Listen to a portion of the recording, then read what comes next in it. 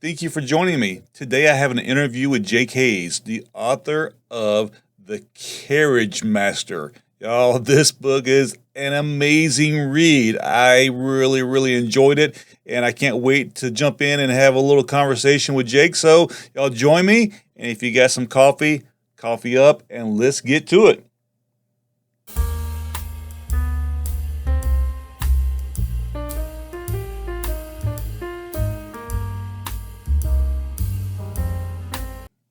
Well, Jake, thank you for joining me. I really appreciate it, man. I I can't tell you how much I enjoyed the Carriage Master. But before we talk about it, I'd like to spend a little bit of time talking about you, and I'll tell you everything I know about you. So Uh-huh. I know that you wrote this book, and you have 4 or 5 kids. Is it Five. Yeah.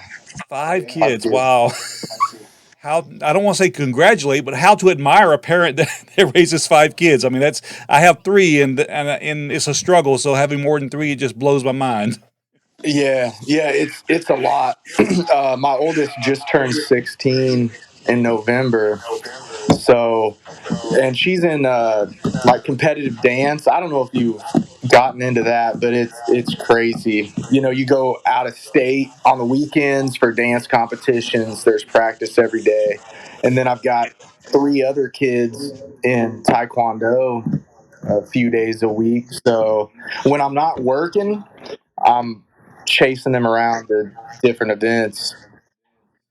Yeah, my oldest is 27, and the two that are home now are 15 and 13, and both of those are into figure skating.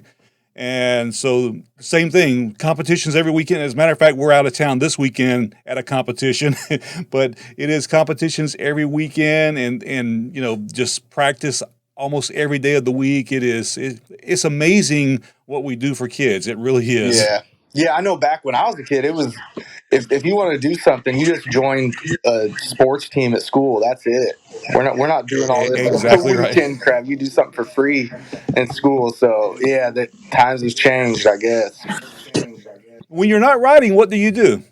Well, lately I'm not riding at all because I've between dance competitions, taekwondo, and car insurance. I'm so strapped for cash. I'm driving Uber Eats on the weekends now when I used to be riding. So I mean, probably I have like 3 chapters done of the Carriage Master 2, and it's been sitting like that for 5 months. So I can't wait to jump back in and start finishing it. So I mean, I the one luxury I do have these days is I never sit around wondering what to do. I've always got a million things to do, and I'm lucky if I get them done. So just Yeah. chasing kids around, working, and that's about it. I know that's pretty boring, but by the time I have free time, I'm so mentally drained. I just don't have the bandwidth to write. So that's when I open up X or YouTube and I just zone out and stare at my phone for 30 minutes before I go to bed or something. Yeah, I read somewhere. I don't know if it was in your profile on X or somewhere else. That said you spend a lot of time scrolling on. I think it was the website, the Carriage Master website, where on the about the author part of it. You said you spend a lot of time scrolling on YouTube. Oh, So yeah, if you were too if much you were to time. open up YouTube right now and look at it, what is suggested in your feed for you right Oh now? my gosh, that's a good question. So I watched some NBA playoffs highlights. I don't have enough time to watch the games these days, so I watched that. A lot of lately, it's a lot of Matt and Shane's secret podcast clips. The a lot of different podcast clips pop up there, and then just random videos. I don't even know.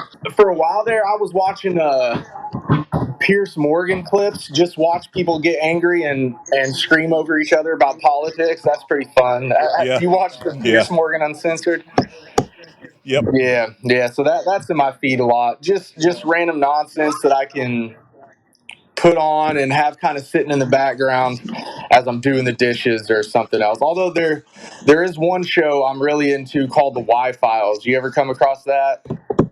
No, I hadn't. Okay, you got to check out the Y Files. It's it's hard to explain what it is. It's a lot of conspiracy theories, a lot of ancient history, but he'll go through and talk about this conspiracy theory I've never heard of, and I'm 100% convinced it's real because he does such a great job diving into it. And then at the very end, he's like, "But did it really happen?" And a lot of the times he debunks it, and I'm like, "Oh no, I don't want you to debunk it. I want it to be real." But you got to check out that channel; it's so good. The guy was just on Joe Rogan the other day. Okay, Yeah, and that's the Y, like WHY, the Y yeah, files, yeah. right? WHY, the Y files. Okay, I just pulled it up, which is really funny because we'll go back to one of the characters in the book really quick. Alex, he's kind of really big into conspiracy theories as Yeah. well, so I think that's really really cool. I'm glad you pointed this out because I love that kind of stuff. I think it's really really cool. Yeah, yeah, check that. Got to check that out. Yeah, yeah, and that's I mean where I got a lot of that stuff from, channels like that. Alex just Yeah. jumps into it. I want to tell you my perspective of the book. Yeah. So I actually started reading about around February, and I got into it. I just decided this year I'm 55 years old, and I've never been a reader other than technical books because I'm an engineer by trade, Oh, cool. and and so it's always been technical books my whole life, and things like books by Jordan Peterson or things like that I would buy and read, but nothing really I would say entertaining. Yeah. And so the first book I bought was I went to Barnes and Nobles and I bought a book, and I'll just say it if this bothers you, I apologize right away. But it was as woke as they come, and it Uh-huh. just really turned me off. And I was like, I don't want to read crap like this. I want to read something that men want to read. And so I started following several authors on X and had a couple of recommendations. And so far, I'm enjoying what I'm reading. But this book is what I think a man wants to read. I mean, this is definitely written for a man, and it's definitely written for somebody like me because I had so much fun listening to it. I had so much fun reading it. I could relate to Randy 100%. I mean, he's like the character that if I were going to be a fictional character, Randy is the dude. He is so friggin' cool. Yeah. So Well, it's funny you mentioned the woke stuff because I didn't. I intended to get this traditionally published. This is the first book I ever wrote. I never even considered publishing myself. I'm like, oh, I'll send this thing out. Some publisher out there is going to want this. But what I found when sending this into literary agents, the whole industry is so woke. And I'm not saying that if the industry wasn't woke, my book would have for sure gotten a book deal or anything like that. I have no clue. But almost every literary agent I went to, in their bio, it says like looking for LGBTQ friendly authors and characters and this and that. And then they put such a premium on that stuff. It's insane. I mean, it's really insane. I remember one for sure. They're like, I want to have all the classics except make it gay. I'm like, what? What is that? That's the only criteria you're looking for in a book. It's so stupid. So I'm like, whatever. I'm not changing anything in my book. I'm just gonna write write what I want to read and send it that way. And really, that's the reason I decided to write the book in the first place. Is because I would have these scenes, kind of pop up in my head. I'm like, oh man, that'd be funny if somebody made a movie like that with a character like that. That'd be funny if somebody wrote that. And I got to think, I'm like, well, nobody's going to make that movie, and I can't make a movie, so I'll just write a book and see what happens. So that was the genesis of it. Just had these thoughts in my head. I'm like, man, that'd be cool if somebody did that. Well, I guess I'm the only one that's going to do it, so let's do it. well, I hope somebody picks it up that has the right pull or whatever that can that could turn it into a movie because man, it is so funny and it's just so cool and I enjoyed it every step of the way. As a fairly new reader, you done everything right. So right off the bat, it was just like I got pulled into it and I was just enjoying it and then it was enough of that happened and then like a couple chapters into it, then you started character building, and so the hook was there right from the get go, and then the character building started. But before we talk about a couple of the characters, I wanted to ask you about the guy who done the voiceover, or Yeah, you know, the audiobook for you. Um, Colin A. do you Borden. know that person, Well, or I yeah? didn't before this, but I knew who he was. So I found him just going through. There's a thing called the ACX site, which is basically if you upload your audiobook exclusively to Audible, there's a list of narrators that you can choose from that narrate for Audible. And I saw Colin A. Borden's picture. I'm like, God, that guy looks so familiar to me. And I'm like, oh, I know where I know him from. Do you know? I don't know. Your kids might be too old. Do you know what Darman is? It's a web series on YouTube. So No. they do most of the YouTubers, they just do crazy stuff like fill up their house with Orbeez, or something like that, Mr. Beast or Unspeakable style stuff. But Darman, they produce like miniature TV shows and movies where they'll write a script and they'll Okay. act it out. And Colin Borden was one of the Darman characters on this web series. So I would see him all the time in my house. My kid just watching YouTube videos, and I see the guy on Darman, and I'm like, oh man, I know that guy, but man, he plays this like nerdy dad type character, real cheesy. I'm like, I don't know if he'll go for this type of book. This might be too much for him. But I clicked on his little sample characters, and I'm like, oh my god, it blew me away. He got typecast in this Darman nerdy dad character, but his range was incredible. And so I contacted him like, hey man, there's some language, there's some F bombs, there's some weird stuff you got to say if you read this book. He's like, no, I don't have a problem with that. Let's go for it. So then he was so great to work with, and we were, yeah, it was. I feel like I picked the best narrator for this book. He was awesome.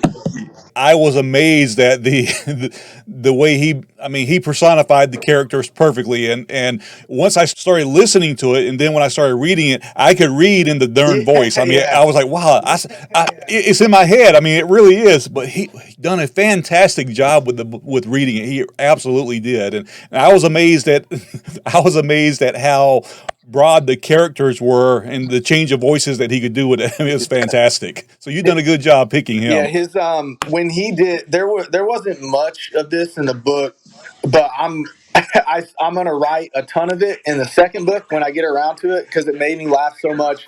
Whenever he did the pseudo Japanese accent, like the not quite Japanese, but Japanese accent, man, I was laughing so hard when he did that part. That was Yeah. so good.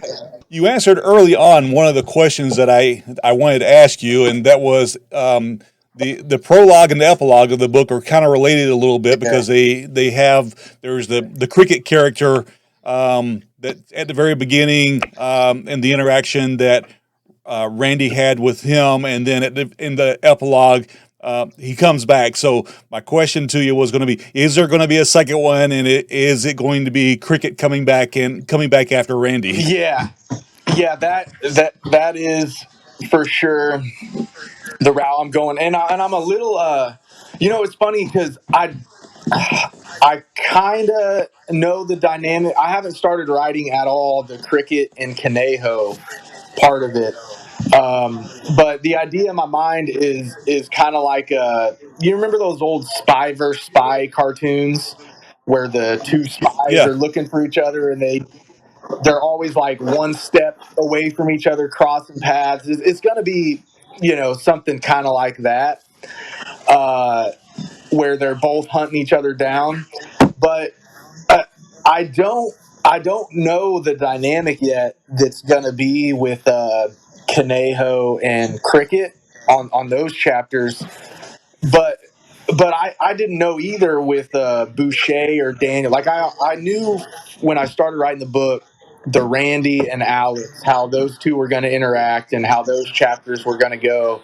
But then when I started writing for Mayor Boucher and Daniel, or the Gucci Man and his cronies. I really didn't know. So staring at that blank page, I'm like, oh my god, who are these characters? Like, what am I gonna do? But as it went on, the characters kind of got their own personality and it became easier to write. So I'm almost interested to see, like, oh, what are these two going to be like? And I'm the one writing the book, so I don't really know yet. It's going Yeah, to be interesting to see how that shapes out.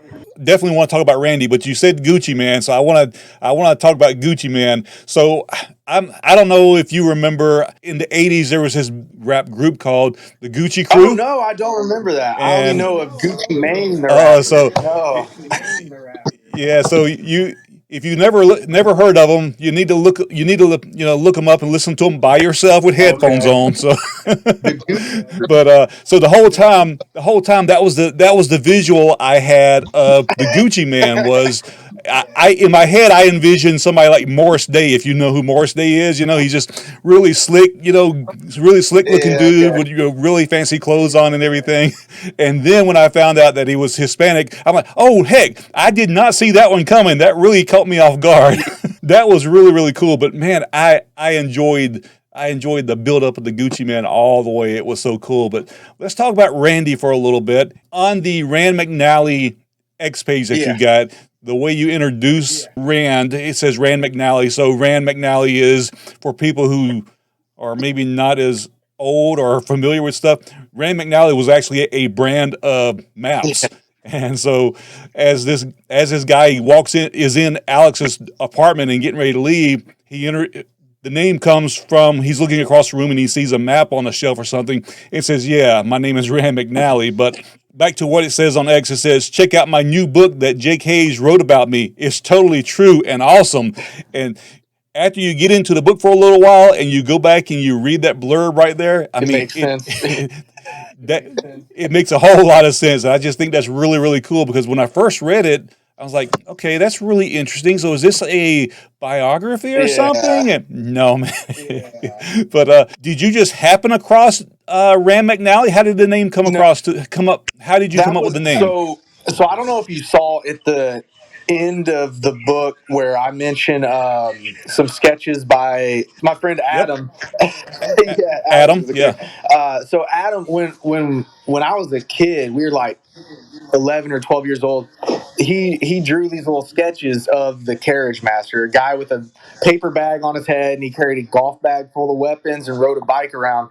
And he named him Rand McNally at that time. And Oh, I always okay. thought that was so funny for some reason. I'm like, oh my god, like that is the funniest name for this character. So I'm like, I gotta put that in the book somehow. So I'm like, how am I gonna square that circle where the dude's name is Rand McNally? Oh, okay, well, my friend just saw the name on a map and thought it was funny, so I'll just have the guy see his name on a map and pick it up as a alias. That was so well done. I mean, and all the way through the book. So he has several little aliases as you go through the book. He's got Rand McNally, of course, and then Randy. That's what Alex calls him Yeah, most of the time. Sackhead. Early on, Randy was calling him Sackhead, and I got such a kick out of that because it was so visual. Again, back to if this was a movie, I could actually envision Sackhead. this being. I could envision the scene. It was done so well, dude. I could really see it. Yeah, Then he goes by the Laser, Carriage Master, and then Nighthawk. Yeah, all that yeah. stuff. Oh, Nighthawk. I want to talk about that one in a second too. But then the one that I loved so much was El Gallo Blanco, and before you even said it was the white rooster, I know that much Spanish. I'm like the white Yeah, rooster. No, in my head I translated it as the white chicken, and I'm like, oh my god, that's so funny. yeah, yeah. The white rooster. And Yeah, I love that. That was really, really cool. Oh, and then the other one that I really like, the Cabbage Man. So that got me thinking about the Cabbage Patch uh-huh. Kids, and I don't know why, but I just thought that was really funny. The Cabbage Man. Did you model Randy after somebody, or is it just you just completely?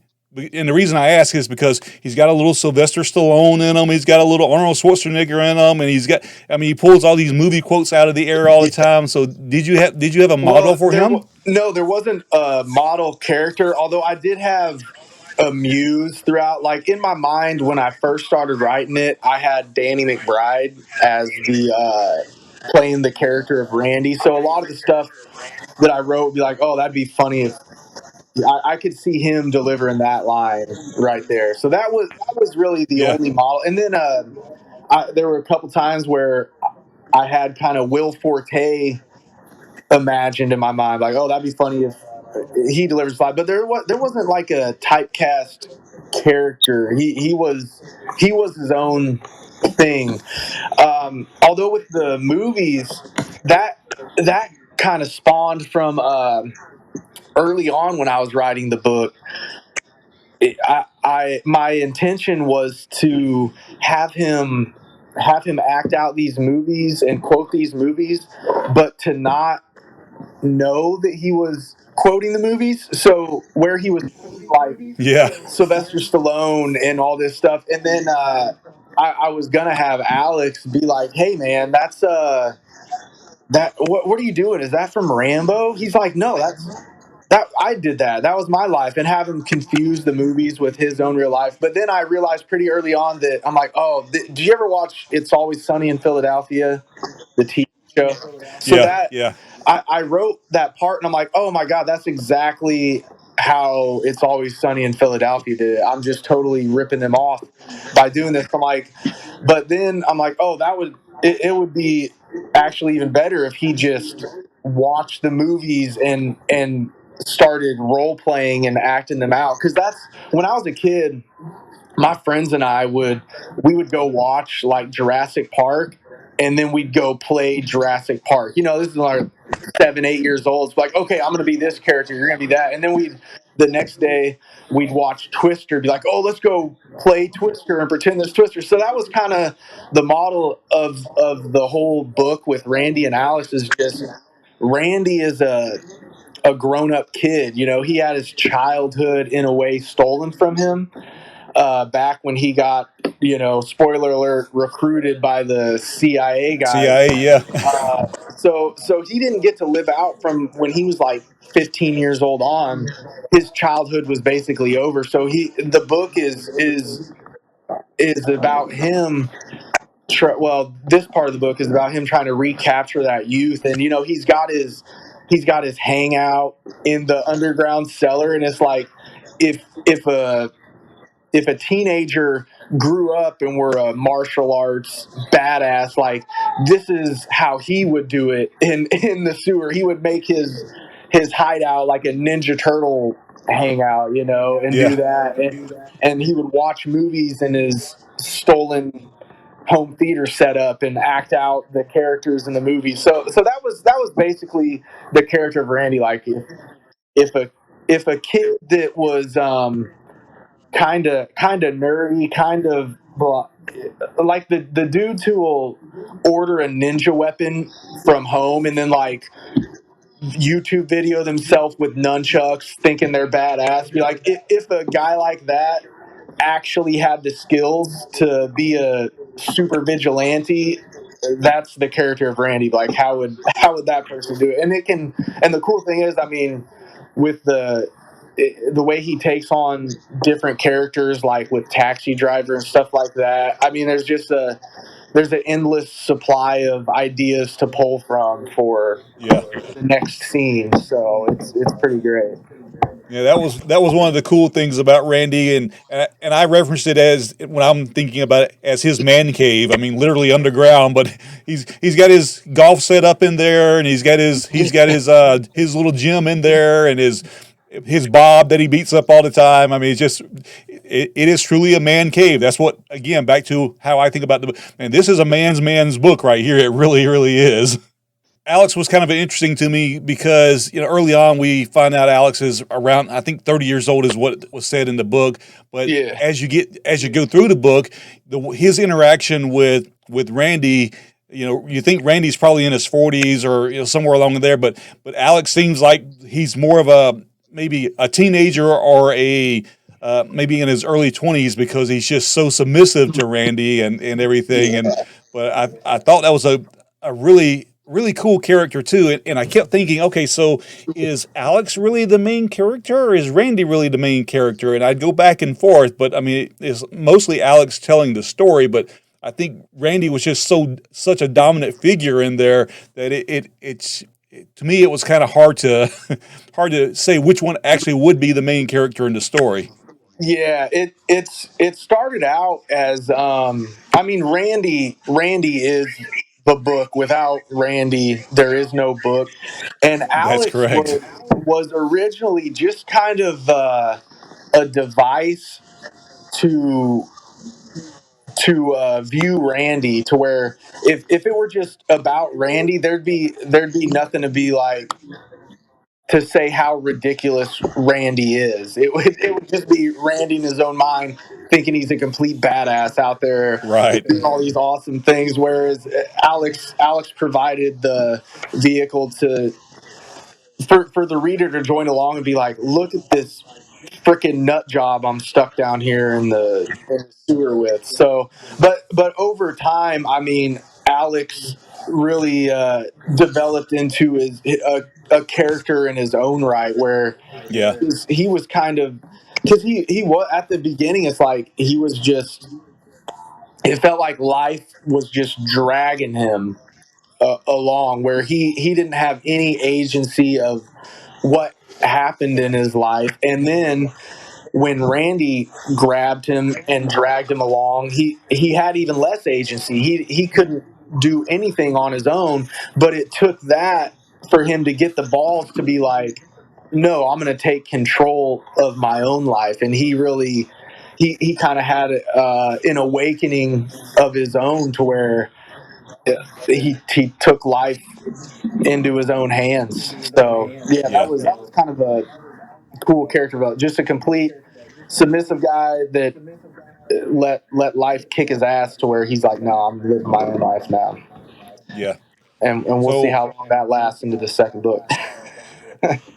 that that has my interest peaked right there. So now I know. So Randy and Alex both will be back, right? Yeah, they're back. I'm only 3 chapters into it, but I have a rough outline of what's gonna happen. That's for sure. I've got a few scenes that make me laugh just thinking about. So I hope I can pull it off like this one.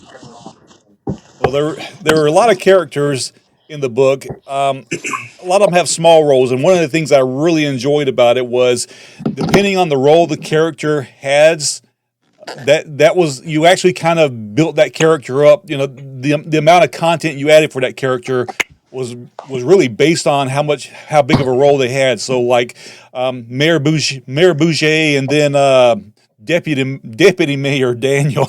Yeah, Deputy So Dan. Deputy Daniel. So there was a lot of stuff. There was stuff added to them, and it wasn't overdone. It was, again, I can't compliment you enough by how much you done everything right with the book. So the characters had minor roles, but there was enough context about those two characters that supported them in the book. And then the same thing, like a little bit later in the book, we run across Detective Graves and Chase, Yeah, and so they're minor characters, and they have a big part at the end of it. But there wasn't a whole lot added to it until close to the end, and we learn a little bit more about Detective Graves yeah, and her life. But man, it was like everything with character building was done right. So the bigger characters, there was more context added to them, and the smaller characters, just enough to keep you interested in them. And even with the relationship with Deputy Deputy Mayor Daniel and Janice. They had that little spat yeah, going back and yeah, forth every time they were in the same room with each other. And I just thought that was so cool. It was just so well done. So you did so good with it. yeah, yeah. Thank you for that. That's one thing. The character development, I think, was my favorite part of the book. For the smaller characters, I found that picking out one identifying characteristic, that kind of stands out is great to do for those little characters that make one appearance. Because when I first started writing, I'm like, describing the guy, like, oh, he's wearing this and he looks like this, and it's like, oh man, that's so boring. But if you pick out one identifying characteristic, like for when Randy gets picked up, the guy with the suit but with no tie. So then from then on, he doesn't have a name, but he's the guy in the suit with no tie. And you let the Yeah. reader, that that puts an image in your mind of what that type of guy is like. Or with the jackal, where his when describing him, he's got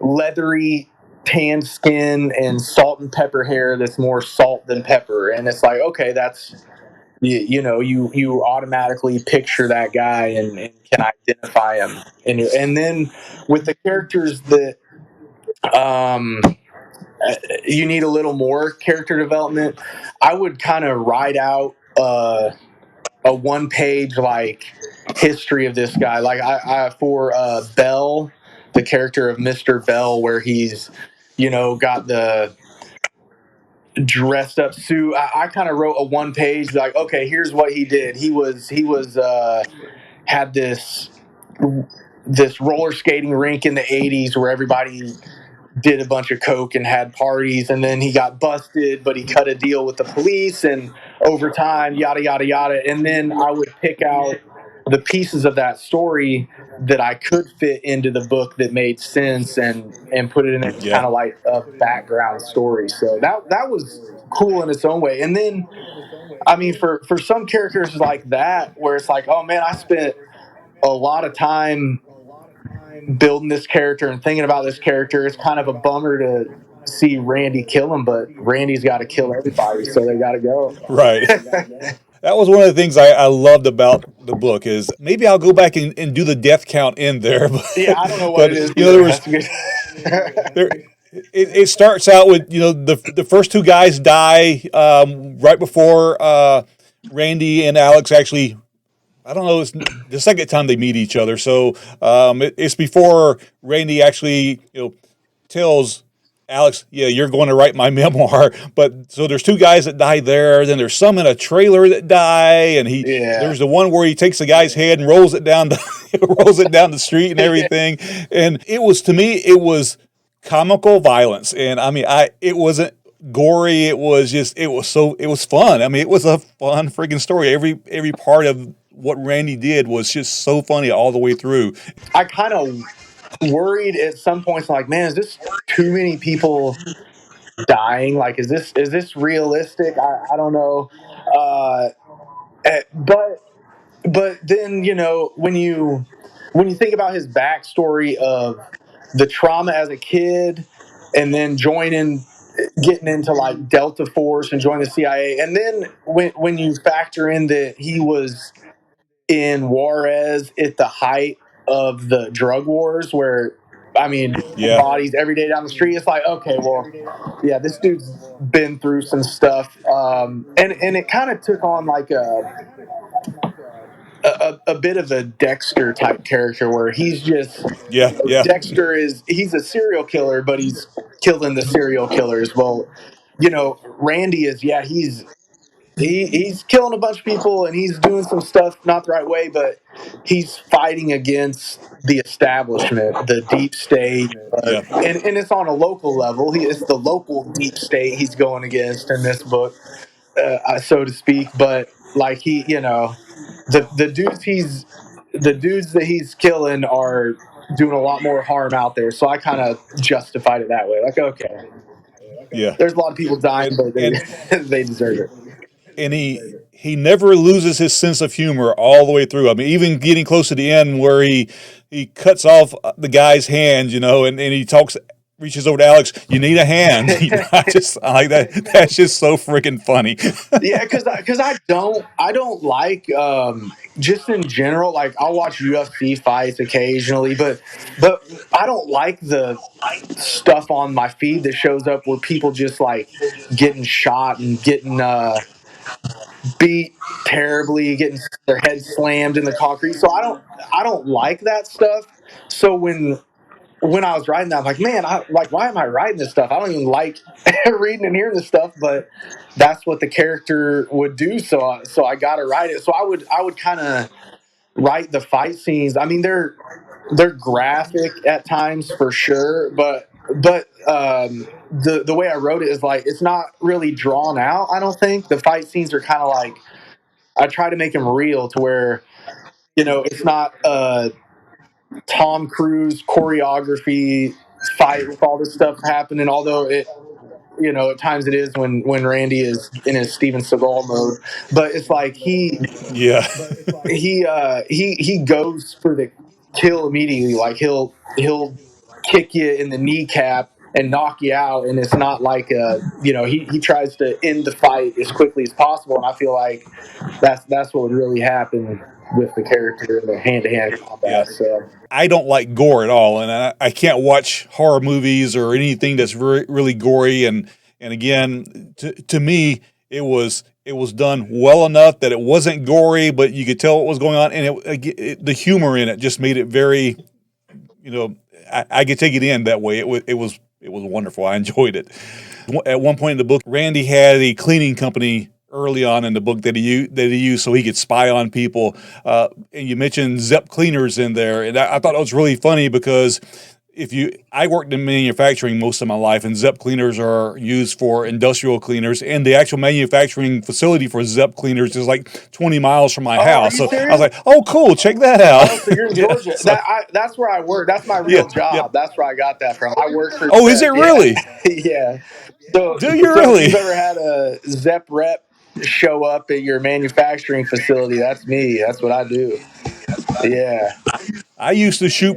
I used to shoot pool with two Zepp salesmen out of the I guess Emerson. This facility's in Emerson, Georgia.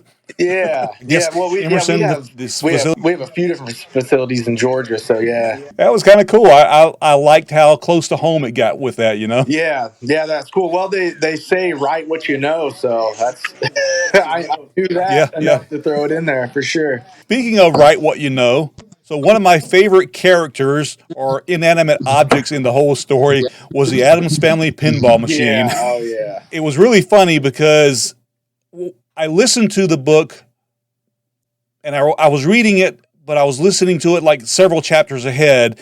And so there was the pinball machine, and Alex is always, trying to get the high score on the pinball machine, but somebody kept beating his score. And I didn't catch it early on listening to it. And but when I come across reading it, because early in the book, Randy mentions he doesn't like the name the Carriage Man. He mentions, what about the Nighthawk? Yeah.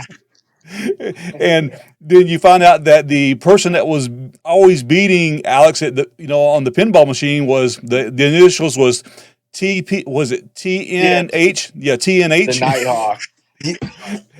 Yeah, the Nighthawk. So, and then later on, they disclose that Randy was actually the one doing it and all that. But I loved how the pinball machine kept coming back into the story, and how it ended up that being the last thing that they were doing was playing pinball again. I just thought that was really, really fun, and I related to it too because when I was a kid. I used to go to a pool room with my grandfather, and he would shoot pool. And before I got old enough where I could shoot pool, I'd always, he'd always give me a pocket full of quarters, and I'd get on the pinball machine and play pinball for a couple hours at a time. So I was like, that's just so cool. It's so relatable. Yeah. Yeah. I originally had Randy. I originally had LZR as the top score for laser. But I'm like, oh man, that would Yeah, be, whenever Randy starts talking about his nickname being Laser, that might be too obvious that he was the high score one. So I yeah, changed it to T and H, so it wouldn't be so obvious in the beginning. But yeah, I played yeah, starting in I want to say high school. There was a pinball machine at the bowling alley where I went to, and it was the Adams Family pinball machine. I played it. I'm like, oh man, this is I've never played pinball, but this is so much fun. And then I did Google at some point, and I saw that Adams Family was the top selling pinball machine of all time. Like, oh, that's why it's so cool. It's the best one ever. So I threw Yeah. that in there as a just kind of a device. It's almost like an anchor between Alex's world of his old life and his new life, and he kind of brings that piece of his old life with him. Uh, did you ever watch the movie Green Street Hooligans about the? Never Oh, saw never it. saw No. that. That's such a great movie. But there's a character that Elijah Wood plays in that movie that I kind of almost kind of base the character of Alex on, where he was just this pushover, tried to do everything the right way, was weak, and then he got pulled into this world of soccer hooligans, and he finds himself in a fight for the first time in his life, and he gets punched in the face and didn't know how to react, but he just got angry and fought back, and he would keep going to these fights and kind of grew to love that lifestyle. And at at the end of the movie, he he goes back to his old life in America, and there's this like rich prick that got him kicked out of school before he joined the soccer hooligans, and he goes and finds this guy in the bathroom and like grabs him by the collar and threatens to hit him if he doesn't turn himself in for the coke that got him kicked out of school or whatever. And so that was kind of like at the end of the book where Alex goes back and sees Travis, the bowling manager there, that the manager used to always pick on him and give him shit, and Alex would just take it and deal with it. Where now Alex is like, he's had this spiritual awakening. He's had this. He's decided that he's not going to be a pushover anymore. He's like, all right, now you're going to get your payback, Travis. So takes his pinball machine. Yeah, Randy, we have a battery pack Yeah, in the car. yeah. So that's that. The pinball machine was I thought kind of a cool portal into between his old life and his new life. I enjoyed it, and I also like the way it ended with the pinball machine, with them taking, or we never saw it completely happen, but they were taking the pinball machine. I'm Yeah. like, there you go. That's just too Yeah, cool. one last So, job. but One last yeah, job. exactly right. One last job.